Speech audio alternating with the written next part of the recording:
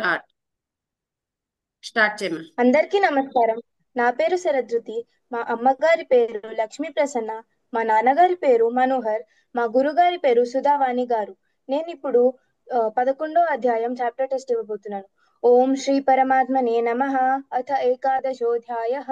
విశ్వరూప సందర్శన యోగः. అర్జున ఉవాచ మదనుగ్రహాయ పరమం గుహ్యాత్ గుహ్యమసంజ్ఞితం యత్వయోక్తం వచస్తేన మోహోऽयं విగతో మమ भवाप्ययौ हि भूतानां श्रुतौ विस्तरशो मया त्वत्तः कमलपत्राक्ष माहात्म्यमपि चाव्ययम् एवमेतद्यथा तत्त्वम् आत्मानं परमेश्वर द्रष्टुमिच्छामि ते रूपम् ऐश्वरं पुरुषोत्तम मन्यसे यदि तच्छक्यं मया द्रष्टुमिति प्रभो योगेश्वर ततो मे त्वं दर्शयात्मनमव्ययम् श्रीभगवानुवाच पश्य मे पार्थरूपाणि शतशोथसहस्रशः नानाविधानि दिव्यानि नानावर्णाकृतीनि च पश्यादित्यान् वसुरुद्रान् अश्विनो मरुतस्तथा बहून्यदृष्टपूर्वाणि पश्याश्चर्याणि भारत इहैकस्थं जगत्कृत्स्नं पश्याद्य सचराचरं मम देहे गुडाकेश यच्चान्यद्द्रष्टुमिच्छसि न तु मां शक्यसे द्रष्टुम्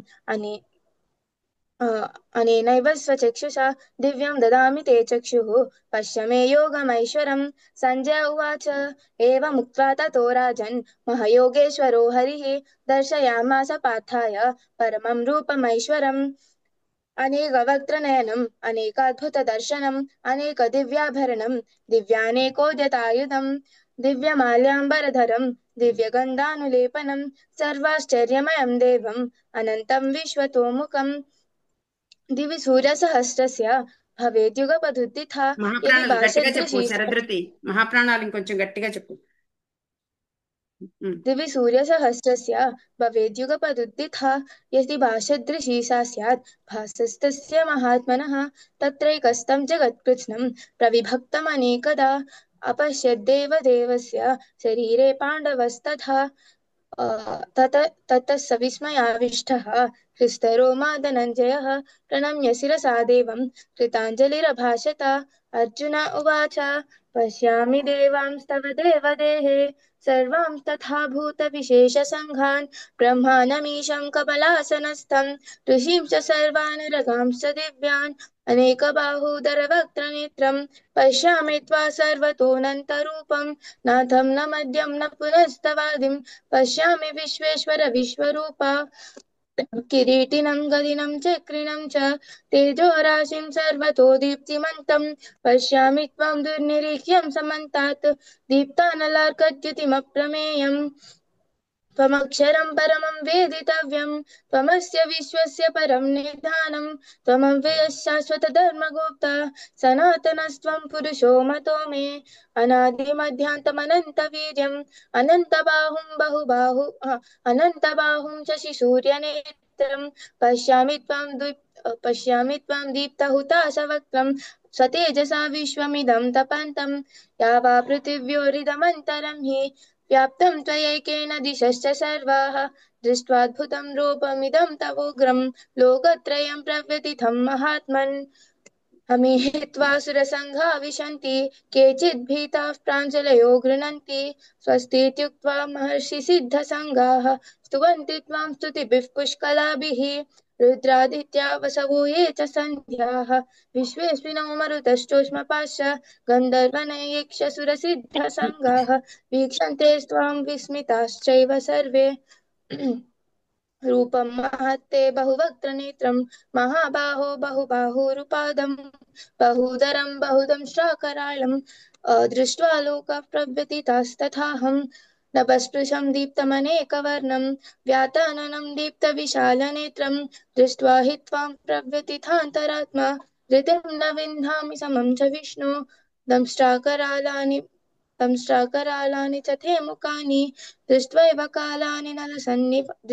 कालानलसन्निभानि दिशो न जाने न लभे च शर्मा प्रसीद देवेश जगन्निवास अमीहि अमी च त्वां धृतराष्ट्रस्य पुत्राः सर्वे सहैवावनिपालसङ्घैः भीष्मो द्रोणः सूतपुत्रस्तथासौ सहस्मदीयैरपि योधमुख्यैः वक्त्राणि ते त्वरमाना विशन्ति दंष्ट्राकरालानि भयानकानि केचित् विलग्ना दशनान्तरेषु यथा न सदृश्यन् वक्त्राणि ते त्वरमाना विशन्ति दंष्ट्राकरालानि भयानकानि केचित् विलग्ना दशनान्तरेषु सदृश्यन्ते चूर्णितैरुत्तमाङ्गैः यथा नदीनां बहवोऽम्बुवेगाः समुद्रमेवाभिमुखा द्रवन्ति तथा तवामि नरलोकवीराः विशन्ति वक्त्राण्यभिविज्वलन्ति यथा प्रदीप्तं ज्वलनं पतङ्गाः विशन्ति नाशाय समृद्धवेगाः तथैव नाशाय विशन्ति लोकाः तवापि वक्त्राणि समृद्धवेगाः लेलिह्यसेऽग्रसमानः समन्तात् लोकान् समग्रान् वदने ज्वलब्धिः तेजोभिरापूर्य जगत्समग्रं वासस्तवोग्रः प्रतपन्ति विष्णो आख्याहिमेको भवानुग्ररूपः नमोऽस्तु ते देवर प्रसीद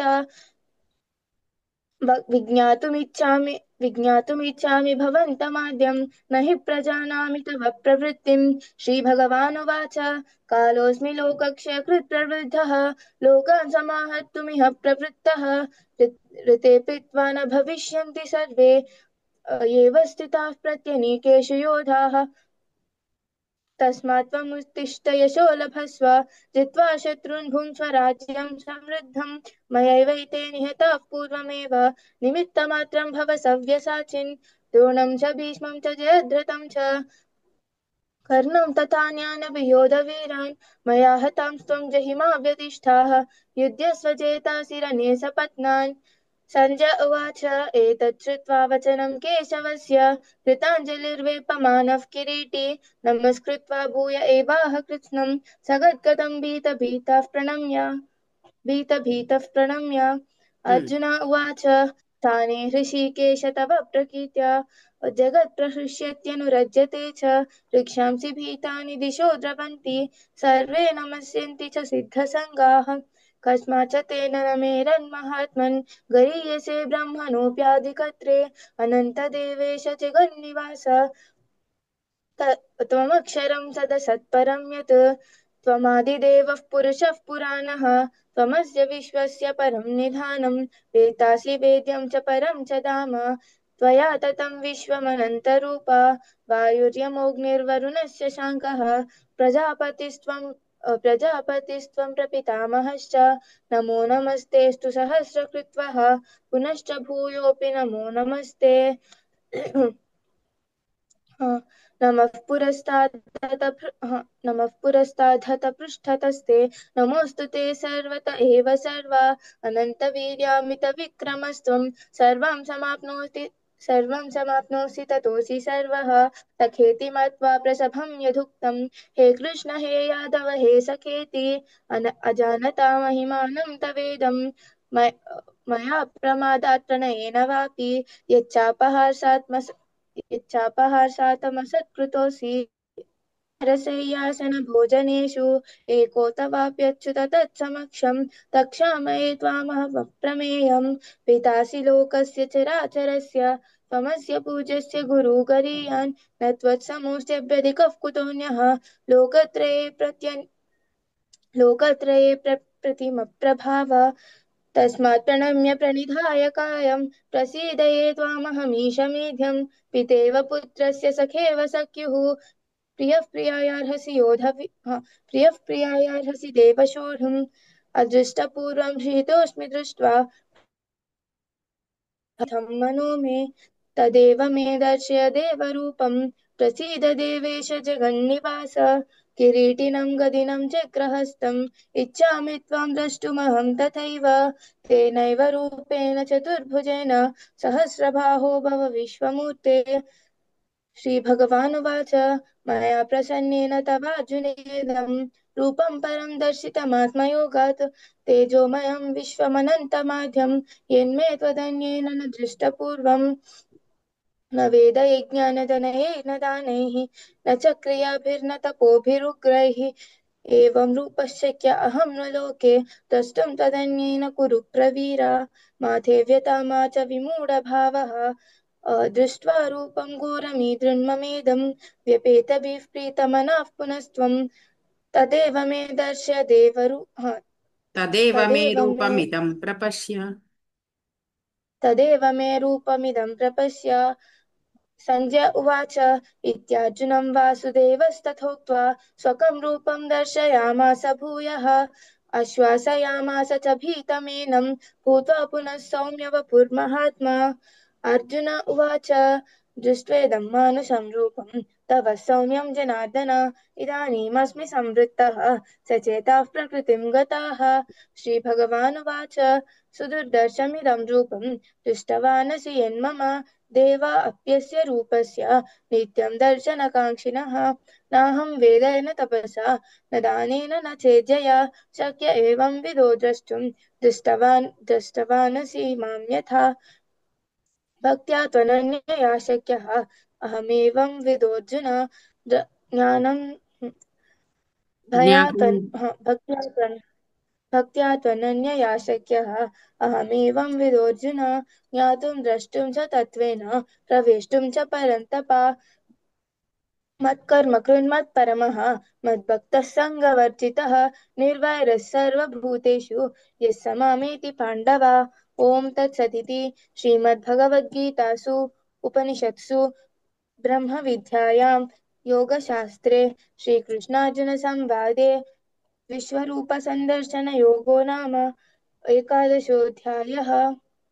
బాగా చెప్పావు శరదృతి. చిన్న చిన్న మిస్టేక్స్ పోయాయి. ఈ 51 ఇంకొకసారి చెప్పు. దృష్ట్వేదం మానుషం రూపం.